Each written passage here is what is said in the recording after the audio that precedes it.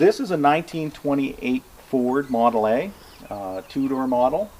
It was originally owned by Colonel Logan, who owned a mine at the head of Lake Charlotte. He used this car originally as a work vehicle. He would pick up his workers and take them and bring them into Lake Charlotte. It was one of the first vehicles that were in the area.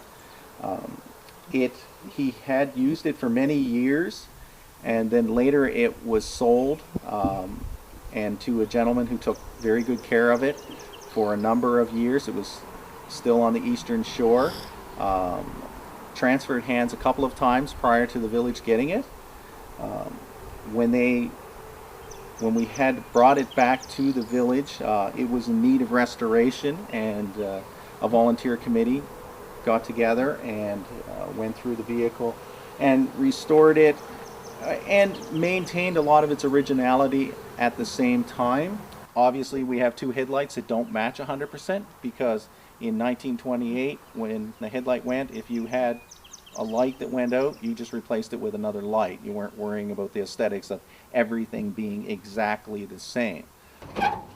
The interior of this car has a lot of standard features for the time in 1928, but quite a bit different than what you would do today and what you need to do in order to drive a car. What looks like, signal light switches and other levers are not on this particular model. This is actually a distributor advance. It advances the timing. You have to manually do that on this car. It also has a throttle. This would be equivalent to today's cruise control, but it's a throttle lever, and so that you can actually increase fuel in addition to having a throttle button on the floor. When you're driving on the road, you would use that. But because these cars would sometimes be used for other things, they would take and run belts off of tires to run sawmills or different material, you would want to be able to increase the fuel. Also, your headlight switch is a simple switch onto the steering wheel, and a button for a horn is very simple.